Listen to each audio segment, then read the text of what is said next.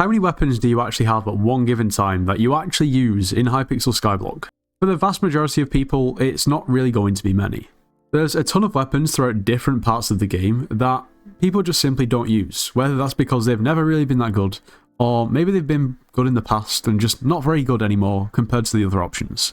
For me, it's always been pretty fascinating if you were just to type sword and just look at the amount of actual swords that are in the game. It's actually kind of crazy. Some of them I'm guaranteed that you won't have even heard of. So today, it's time to test some of those forgotten weapons, the weapons that people just simply don't really use, and maybe we can see why they're not used, and maybe some of them should be used more than they actually are. Others, I'm pretty sure, are going to be pretty diabolical. Now, the first weapon we're going to start off with is the Yeti sword. And I've used this before, and it's genuinely not a bad item at all. It's not a bad weapon. But why is it not used that much? Well, let's take a look at what it does. Well, first of all, it's a mage-based weapon, and its ability, Terrain Toss, throws a chunk of terrain in the direction you're facing, deals up to 85,000 damage, mana cost of 125k, and a cooldown of 1 second.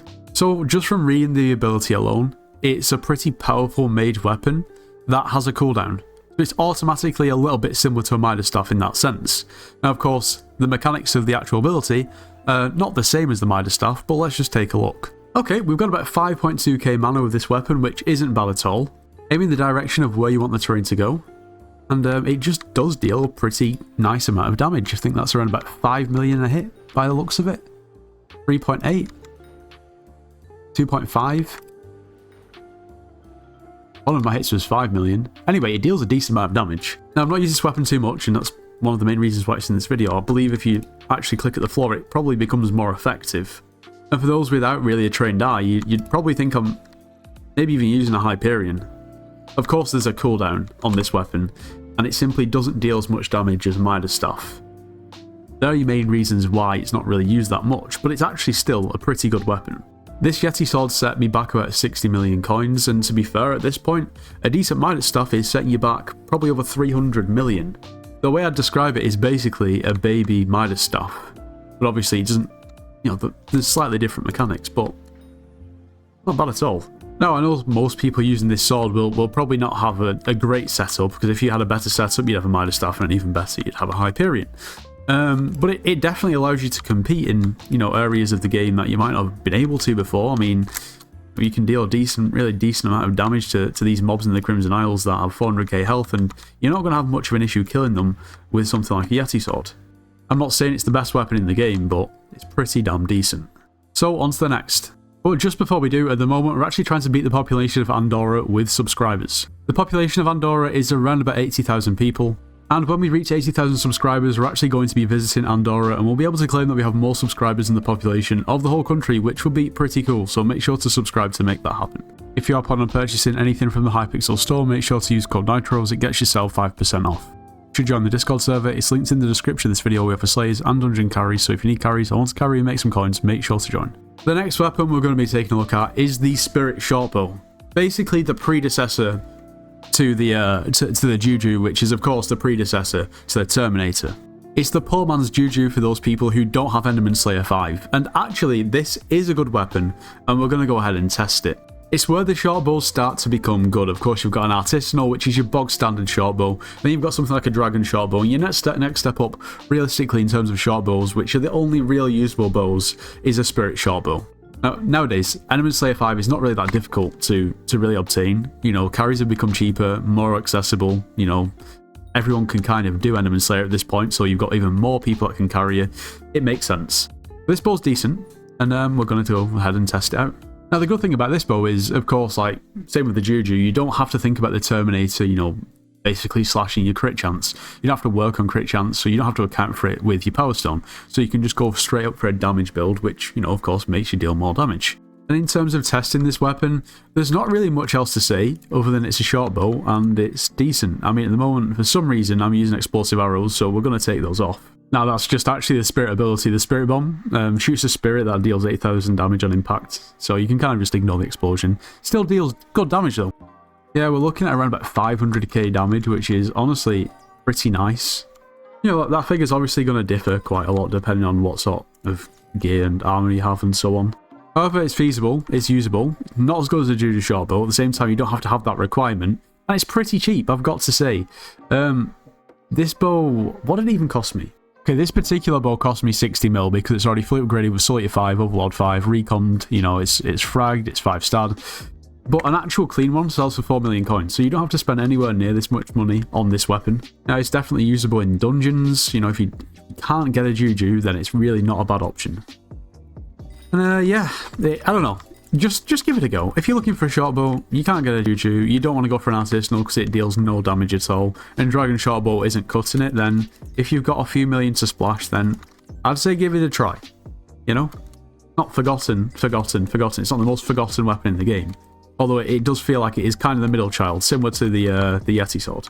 Okay, where do we go from here? Well, to be honest, from here we go a bit further into the depths. That, you know, those two items are kind of scratching the surface. Now we're going a bit deeper into this sort of, I don't know, just this pit of weird weapons that people forgot about. Okay, so we're moving on to another bow, and this bow is the sniper bow. Now, honestly, the concept of a so-called sniper bow in Skyblock I think is actually pretty good.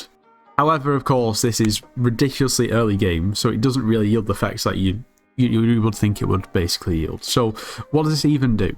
Well, the main feature of this bow is that it allows you to shoot arrows much further than any other arrow, which is cool.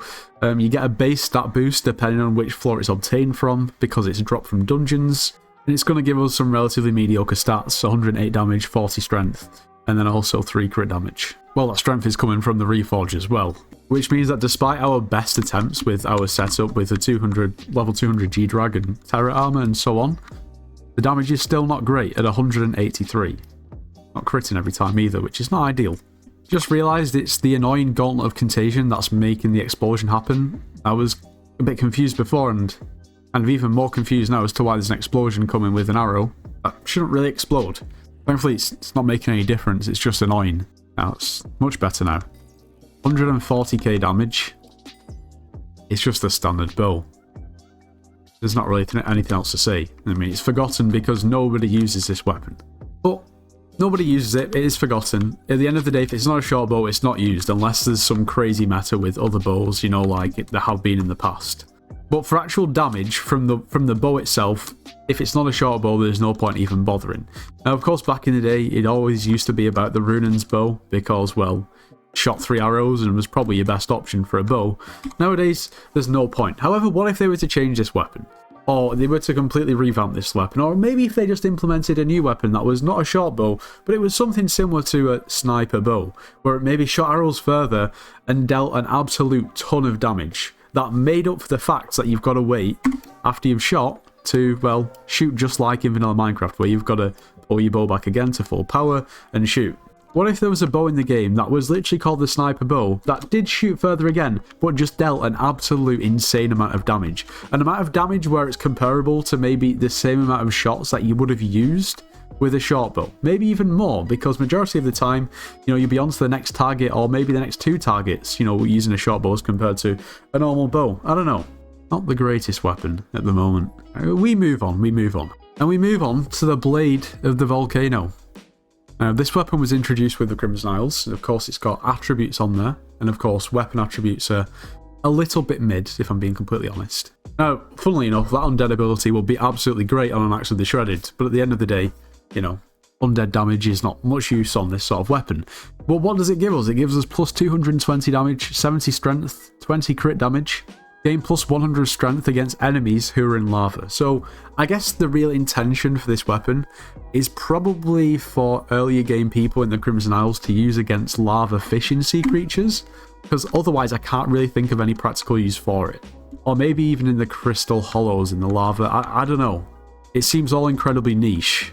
Now, what I like to do with these melee weapons is just compare it against what I sort of see as the base sort of melee weapon that people use when they start playing Skyblock, and that's a Livid Dagger.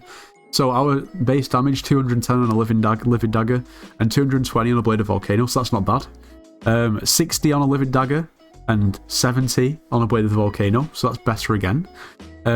Although the Livid Dagger's giving us 50 crit damage, and this is only giving us 20. So, to be completely honest, this weapon, on face value, is probably going to be, sort of comparable to a Livid Dagger, without abilities, or the 100% crit chance, or the bonus attack speed. But let's see what it's all about. What's that, 274k damage, 275. It's okay. It's not too bad. I don't actually have any sort of attribute, any equipment at the moment that actually boosts damage, which is kind of annoying, hence why I've not changed the equipment. I mean, I guess the good thing about this weapon is it's 200k, and obviously if you're just comparing base stats, it's comparable to something like a Living Dagger or Aspects of the Dragons. So that's nice to know. Once again, we go next. And this time on to the Silent Death. Now, this is yet another melee weapon. You know, it's obtainable from dungeons. Its actual base damaging stats are relatively mid, with 170 base damage, 63 strength, 3 crit chance, 20 crit damage, and then obviously the rest of the buffs that we've got there are from the Reforge of Spicy. Now once again, our base stats are going to be dependent on basically which floor it's obtained from. The higher the floor, the better the base stats.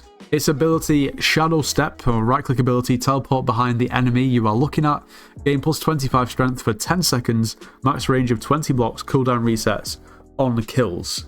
It's basically just a bad version of the Shadow Fury. But at the same time, it's 200k. It's not the greatest weapon. We're going to test it out regardless, because what will be the point if not? But, you know, on face value, it is basically just a really, really baby version of a Shadow Fury. First of all, let's see our base damage. It's 146k, 152. Our damage isn't great. Okay, let's test out our right-click ability. Yeah, but the cooldown is... Oh wait, okay, so the cooldown resets on the kill. I've never used this weapon before. I mean, yeah, cool. It's just a worse version of a Shadow Fury. I mean, honestly, the ability's pretty good, I have to say. Obviously, it says 60-second cooldown, but that is, you know, if you don't get a kill. Yeah. I mean, the ability's not bad. The actual damage on the weapon is not great. Alright, we're going to move on to the last weapon in this video. And we're going to be taking a little look and testing out the Golem sword. So our base stats are plus 80 damage and plus 125 strength with 25 defense. Our ability, Iron Punch, right click, punch the ground, damage on your enemies in a hexagon around you for 310 base magic damage. We've got a mana cost of 70 with a cooldown of 3 seconds. So if I'm being honest, this looks like an even babier version of the Yeti sword. So it's a magic damage weapon. I always thought it would be interesting if they implemented something like this onto just a regular melee weapon. It's almost like that I consider like a brute force melee weapon, something like a claymore. A nice right-click ability would be something like this, but something that just deals a substantial amount more damage than this is going to deal, and of course not be magic damage. Because, you know, something needs to be done to set melee apart from everything else. Anyway, let's give this a try.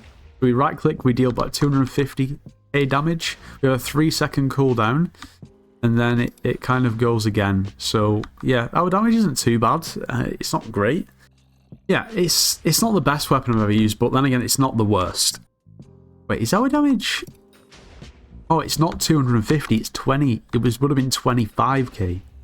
Well, okay. Never mind, I'll take it back. That is not great. I don't understand now why people aren't using this weapon. I think the main thing is just our base damage is too low for this to be any good. Yeah, I don't think I've ever used this weapon before. And honestly, it's probably for good reason, let's be real.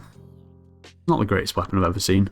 And there's going to be some people who are watching this video thinking, oh, well, that weapon's not forgotten because, well, I didn't forget about it. Great. Yeah, that's cool. Other people probably have forgotten about them, though. Regardless of that, majority of these weapons are not really used in the meta or in the mainframe. Like I said, some of them for good reason, some of them maybe just because there's simply slightly better options. That might be more expensive, but that are objectively better. But anyway, that's going to be all for today's video. If you enjoyed, make sure to leave a like, subscribe if you're new, and I'll see you in the next one.